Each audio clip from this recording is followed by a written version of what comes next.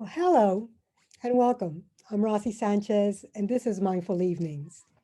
Mindful Evenings is, in the words of one of my followers, not just another meditation thing. It's a bit of science, emotional intelligence, and a bit of story, peppered with my unique sense of humor. Every week, we take a 30-minute light but deep dive into common behaviors and relationship issues and use the power of focus to tap into who we truly are so we can start understanding, appreciating, and loving ourselves and those around us more and creating the life we came here to live. If you wouldn't mind muting yourselves, there we go. Thank you for being here tonight to uncover Chill, the secret to stress relief, part two of this year's first series, Intentions for 2021. The sequence will be as follows. I'll tell you a story, then we'll do a mindfulness meditation practice, and finally, there will be open sharing if desired. To start, I want to invite you to get comfortable and relax. We're going to breathe. If you're seated, place your feet on the floor, roll your shoulders back, let out your belly, place your hands on your lap, open to the sky, and close your eyes. And let's take 3 deep and satisfying breaths. Breathe in for a count of 4 and breathe out for a count of 8.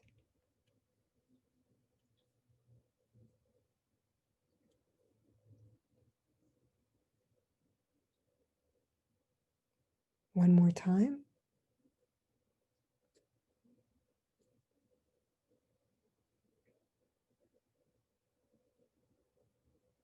And again.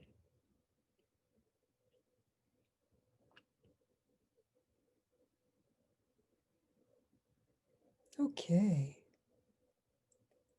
Have you ever gotten stuck on a train of thought that took you somewhere you later regretted? We had gone to yoga, had dinner, and walked around a bit. And I remember standing on a quaint residential street corner, my guy and I hugging, and he promising we'd get together that weekend since we hadn't seen much of each other at all in weeks. But no sooner did I get in my car and started driving home that he called to say that there had been a change of plans and that he needed to be with his daughter on our date night. I said, okay, and hung up. And I screamed at the top of my lungs in my sealed car. I screamed and I screamed and I screamed until I couldn't scream anymore. You see, I would drop everything to be with him, but he had a hard time keeping dates or making plans. That night, right before going to bed, in a very pissy mood, I got a text from him. Guess what? We can go out tomorrow. I remember staring incredulous at the screen, unable to comprehend what I was looking at, and a sentence exploding in my head. Tell me you didn't just say that. I don't remember what I replied, but it was probably something along the lines of, what time? Suddenly, all the words I hadn't said and many more came together in a paragraph that I rehearsed until I fell asleep and took up again the next day upon awakening. I gathered everything I had of his, including the key to his place, and headed to work since it was a Friday. I don't know how productive I was that day or how I responded to emails or what I said to my colleagues because all day long, what was streaming in my head was that paragraph and the handing over of the key, which was a symbolic gesture since him giving it to me had meant we had reached another level in our relationship. When I got to his place that evening, he was sitting up in bed, downtrodden. He must have sensed what was coming. And before I could open my mouth, he opened his heart and showered me with words he'd never said before. He proceeded to paint his feelings for me in vivid, articulate detail and with much emotion. Whoa, whoa, whoa, what's happening? I wasn't expecting this. I had come ready to blast him with the words I've been rehearsing while hyperventilating all day. And now I just wanted to erase everything I had thought about in the last 24 hours. But I couldn't. I was too far gone. I regurgitated my rehearsed speech, dropped off the stuff, and hung the key by the door. I had unleashed a Category 5 hurricane of destruction, which I deeply regretted by the time I got downstairs to my car. What I experienced during those 24 hours was something Daniel Goldman, the father of emotional intelligence, calls an amygdala hijacking. The amygdala lives in the limbic system, which is the most primitive part of our brain and that we share with all mammals. It stores our emotional memories and controls our fight or flight response. Comes in handy if you're being chased by a lion. This way, you know to either hide, change colors to blend into the environment, play dead, or run for your life and avoid getting eaten every time. The amygdala is also what's responsible for crimes of passion or blackouts that can have devastating consequences, sometimes without the person even realizing what they're doing. Because in that moment, emotions impair reasoning. The amygdala literally takes your thinking brain hostage. Now, you don't need a lion chasing you to experience a hijacking. According to Goldman, endangerment can be signaled not just by an outright physical threat, but also by a symbolic threat to self-esteem or dignity, being treated unjustly or rudely, being insulted or demeaned, which is how I felt. And while I didn't stab my guy to death that night, my ruminating thoughts, born out of anger at what I perceived as his total lack of consideration for me, had taken over and were signaling adrenaline to course through my body. That is why I was unable to put the brakes on, even as I was taking in his heartfelt confession. This situation happens not just when we feel threatened or angry, but also when we're anxious or worried. I'm sure you've experienced streaming thoughts sparked by something relatively mundane that ended up spiraling out of control. Your car's engine light comes on. You're already on alert. You look up engine light in the car's manual and find it can be due to a number of reasons. Your fuel injection system, head gaskets, or spark plugs. Your mind starts racing. How much is all this going to cost me? I don't have money for these costly repairs. I'll have to use a credit card. Ah, but they're all topped off with Christmas gifts. What if I borrow from my sister? Last time I borrowed from her, it took me a while to pay her back. She may not even want to lend me the money. Maybe I can borrow from my 401k. Why can't I ever save? On and on and on. Chronic worry is like a low-grade emotional hijacking, where worries seem to come out of nowhere, compound on each other uncontrollably, and you can't reason with them. Has this ever happened to you? So, what can you do if you're experiencing something like this? Well, what you shouldn't do is tell yourself to stop worrying because that never works. What you focus on grows. So if you're focusing on not thinking about what you're thinking about, you're just going to keep thinking about it. However, you can take a parenting approach to your situation. If you've ever seen a child who's crying or throwing a temper tantrum, you know how unrealistic it is to tell him or her to stop. That's just not going to happen. The only thing that works is shifting their attention to something else, ideally something pleasurable for them. Well, we're just grown-up children. The same behavior applies. The next time you feel stressed or despondent, as in my case, the minute you're stuck on a thought and keep streaming it, the minute you feel you can't take on more responsibility or can handle one more demand made of you Before you explode, stop and take a few deep breaths. When you're stressed, your breathing becomes shallow and constricted. Your heart races, and some major muscles stiffen up so you get ready to flee from that lion that's chasing you. When you take deep breaths with exhalations that are longer than inhalations, you activate the vagus nerve, which is the longest nerve in our autonomic nervous system, which acts to counterbalance the fight or flight response. The vagus nerve essentially tells the heart, lungs, and digestive system to chill, relaxing your muscles, bringing down your blood pressure, heart rate, and cholesterol levels. Next, do whatever you need to do to create some space between you and the overwhelm, whether it's coming from the computer, the phone, or a person standing right in front of you. If you need to, leave the room or go outside. And from a safe space, close your eyes and in your mind, make believe you're at the movies watching your situation on the big screen. You're watching everything and everyone, including yourself. You're going to take one thing at a time and look at it for what it truly is. First, look at the reason you're upset. Examine it as if you were a journalist reporting on the scene. What just happened? The engine light in my car came on. Ah. Next, take stock of the thoughts you're thinking and the accompanying emotions in your body. I'm thinking that this can be a costly job and I don't have any money available for this emergency. I'm feeling like a failure because I told myself I wasn't going to spend too much money on Christmas and then I did. I do this every year. When am I going to learn?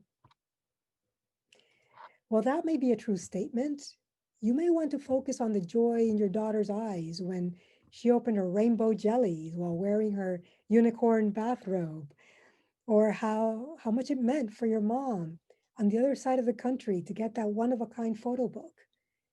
If those memories put a smile on your face, stay with them. If you can, sit quietly and spend a few minutes going inside. If the worrisome thoughts pop up again, acknowledge them and replace them with something pleasurable that's not related to your situation.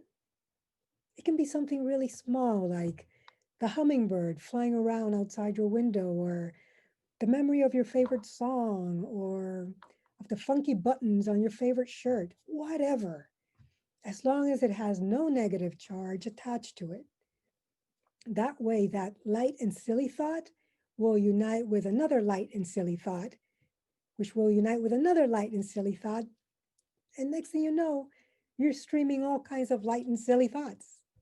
Now, there's a concept.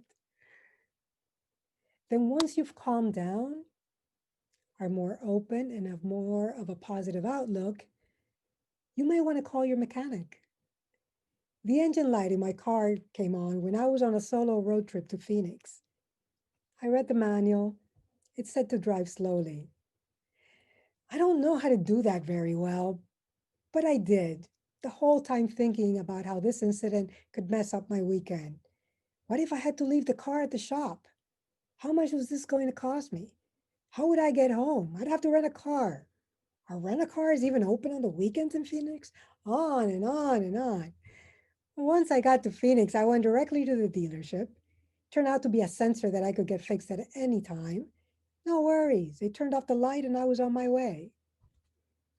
So call your mechanic, schedule a visit, and don't worry about borrowing money from your sister. And next time you find yourself stuck on a train of thought, take a deep breath and jump off. But right now, let's jump into our mindfulness meditation. So get comfortable. If you're seated, place your feet on the floor and let your belly come out to play. Place one hand on your belly and one hand on your heart and close your eyes. Inhale deeply through your nose for a count of 5. Feel your belly rise and hold it for a count of 4. Exhale slowly and softly through your mouth for a count of 10. Feel your belly emptying out into your rib cage. Let's do that again.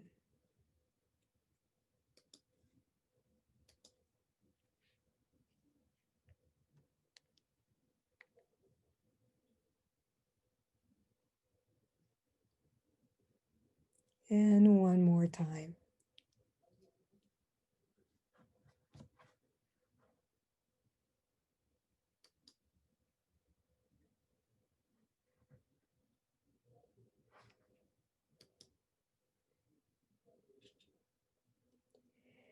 Now, you can either place both hands on your belly if you want to make sure you're breathing through your diaphragm and not your chest, or you can place both hands on your lap, open to the sky, and breathe normally.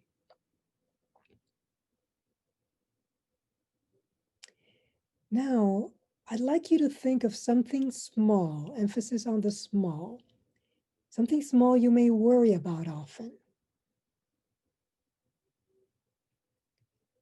The thought will likely trigger an emotion or sensation in your body.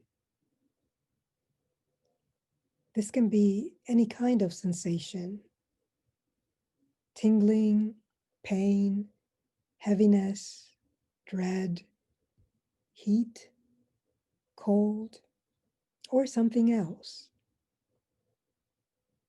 Just become aware of it as we proceed to do a body scan. Start by placing your attention on the top of your head.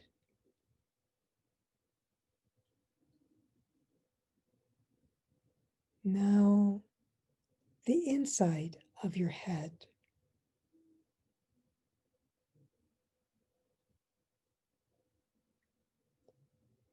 Travel down to your neck.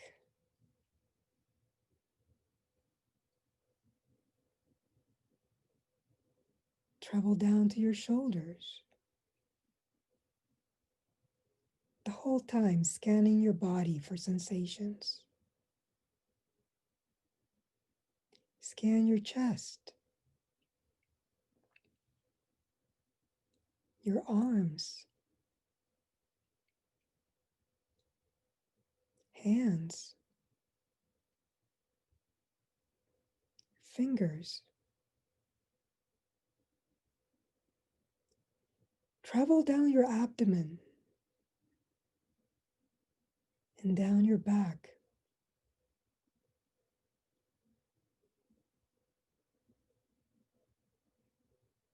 Travel down your hips.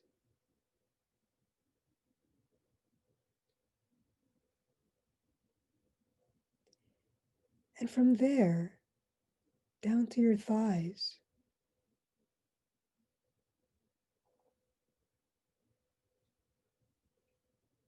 Then your legs.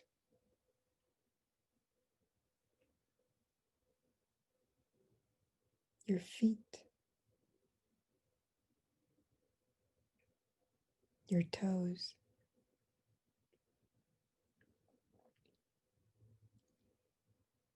Now notice the space between your feet and the floor. And imagine that on the bottom of each foot, you have a trapdoor. These trapdoors, when opened, lead to the center of the earth.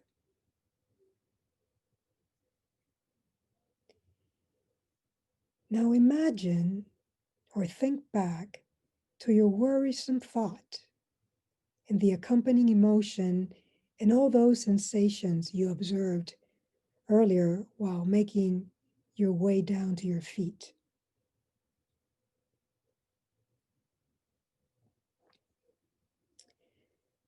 Move them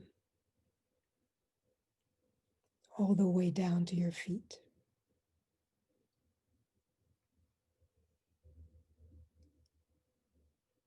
And once there, imagine the trap doors opening and all those negative thoughts and feelings falling into the center of the earth.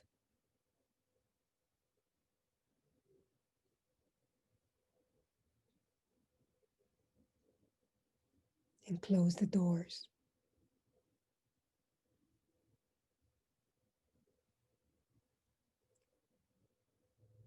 Now you're going to start the journey from your feet back to your head.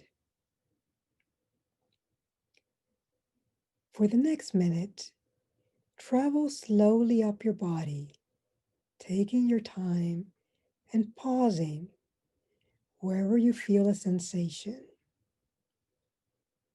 Observe it and notice if, by the simple act of observing it, it changes in any way.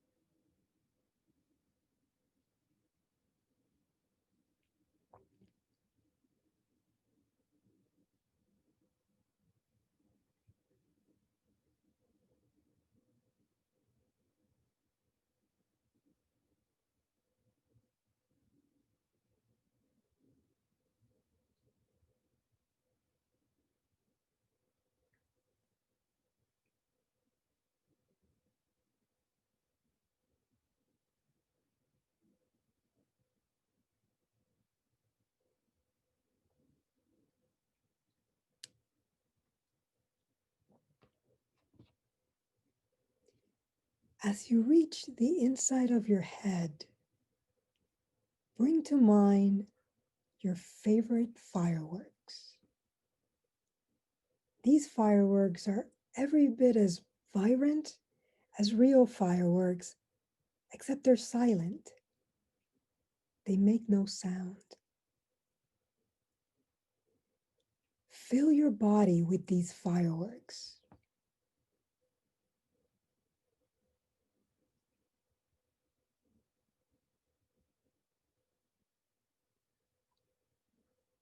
Now imagine this brilliant display of color and light bursting forth from your body, lighting up the space around you like a bright, colorful aura emanating from your skin.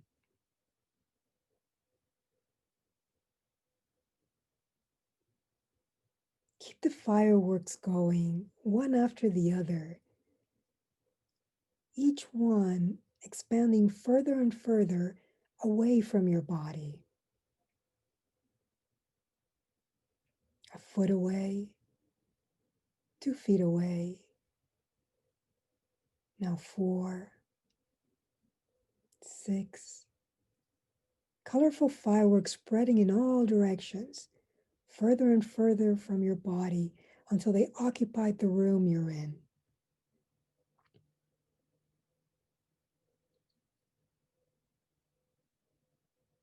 And notice how it feels to be a blast of light, color, and energy that brightens and animates everything it comes in contact with.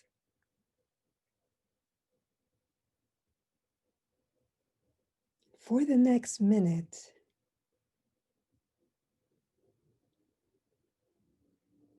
keep your fireworks show going.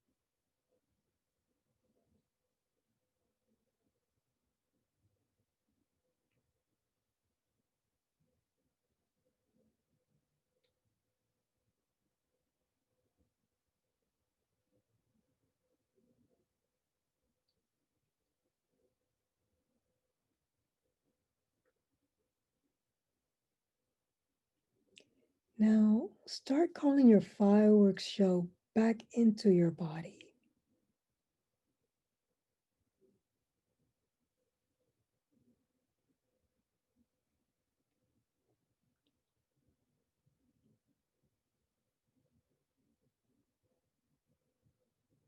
And for the next minute, observe the spectacle within yourself.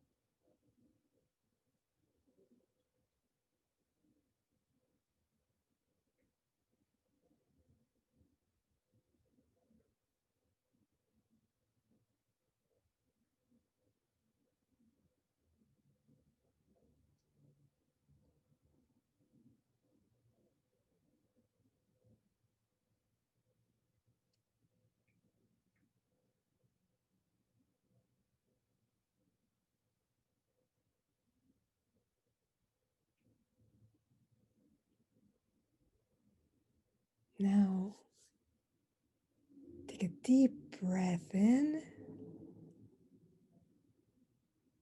and an even deeper and longer breath out.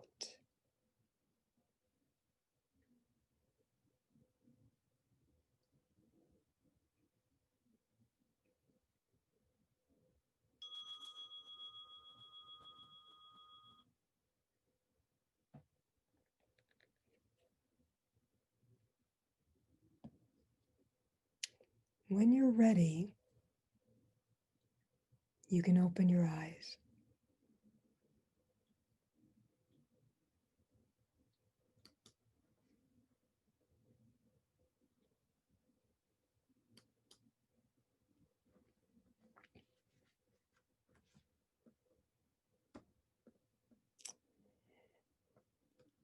So, how was that trip?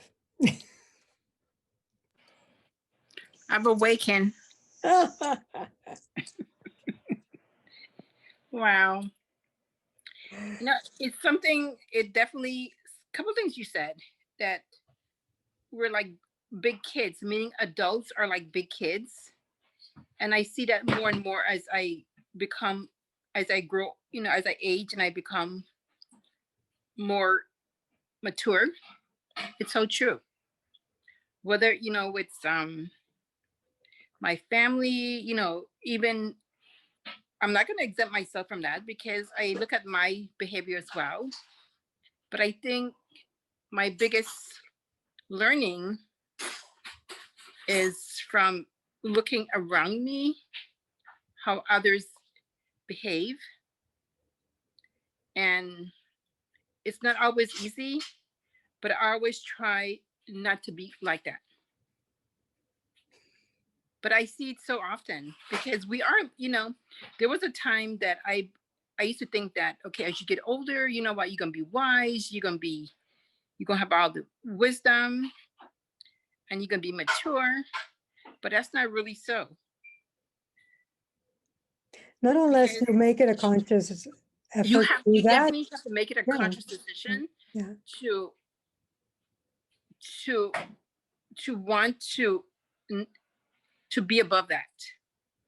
Yeah. I mean, to be self-aware, to get to know yourself, to recognize what it is you do and the consequences. Yeah, it's Right.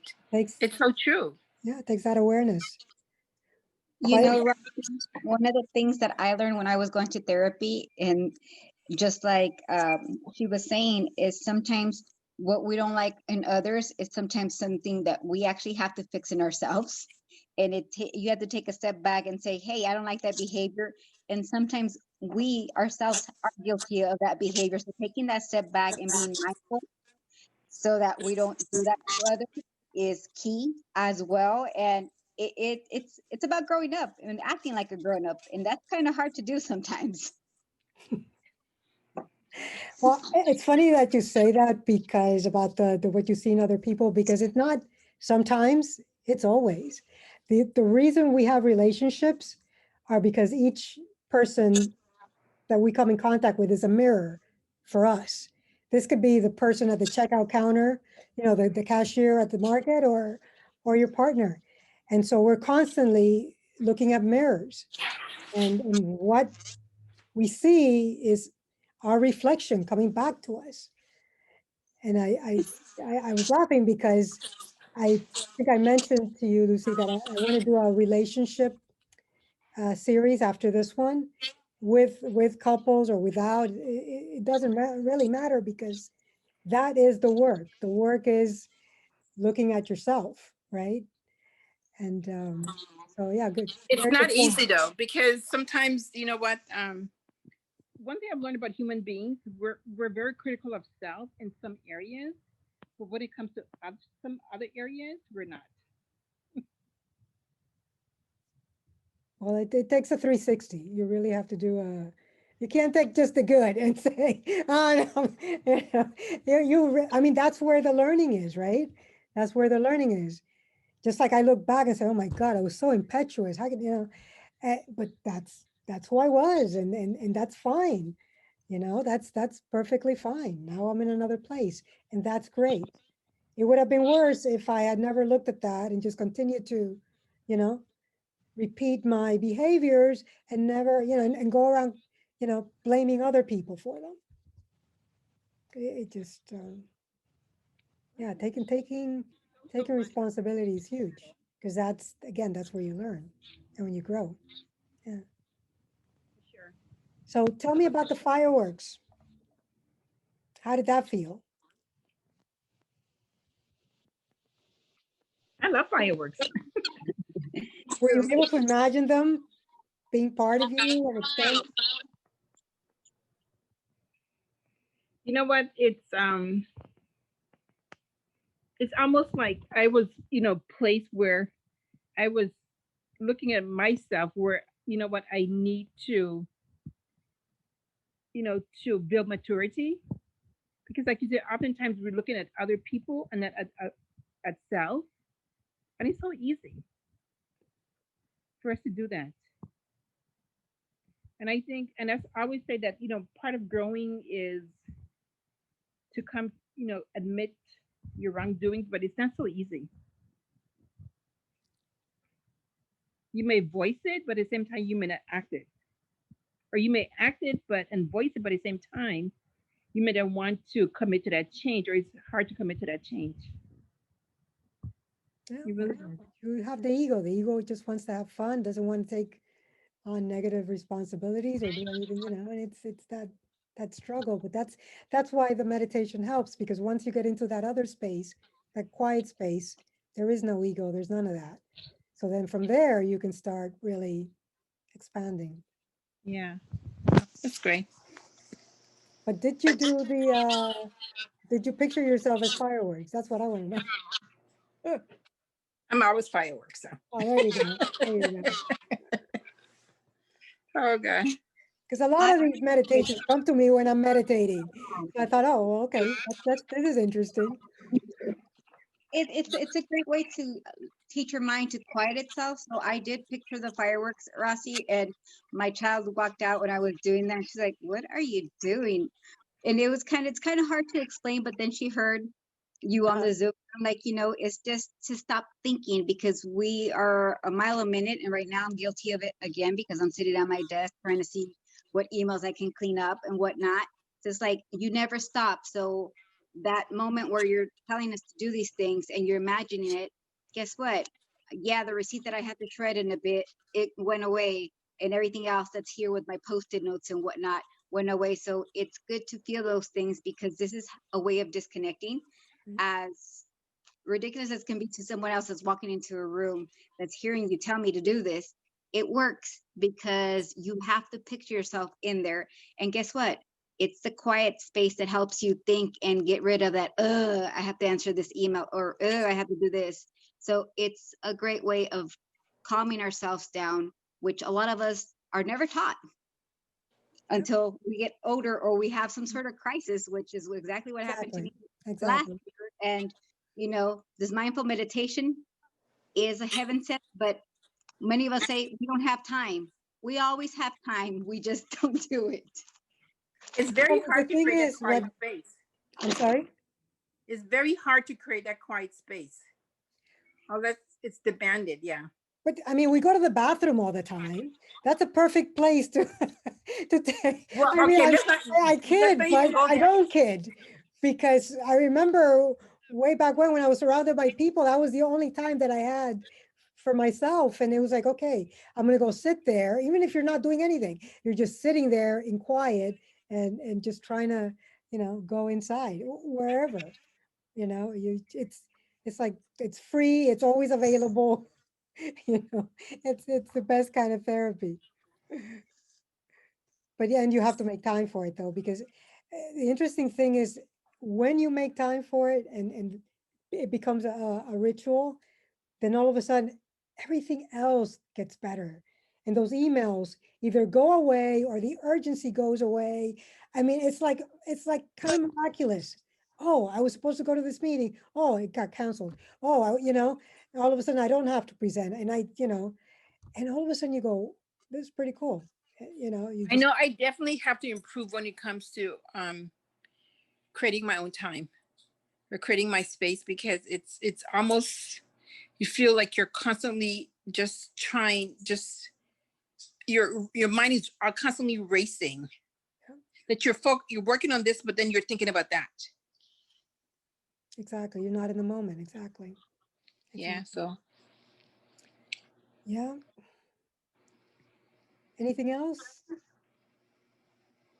no, Good. it's a great session. I very beneficial. Good. I'm so glad. So glad. Well, I want to thank you for joining me tonight. I hope you've gained something from my story and the mindfulness practice we did. And I encourage you to listen to it again, especially in the mornings, right before you get out of bed. Um, it's very helpful. That's how I start my day. If I don't do I'll that try that first, tomorrow. yeah, if I don't do that first, then everything else is just out of balance for the rest of the day. Okay, And I'll this is try a that. happy meditation, so this will get you going. By Thank the you. way, I decided to move the next program, which is Focus, A Secret to Your Superpowers, to the 27th, since next week is going to be inauguration. And even though it may be early, I'm sure we're all going to be wanting to be glued to the TV because who knows what can happen. Right. So I decided, okay, let's just bypass that one. So on the 27th, I'll be sharing some secrets, insights into how you can discover superpowers you didn't even know you had. And hope you'll join me for that. Same time, same Rusty, as place, always, thank you. right here on Zoom. Thank Looking Okay, you. forward. Bye, Charlene. Bye, Rossi. Thank you, Rossi. Bye. bye bye. Bye-bye.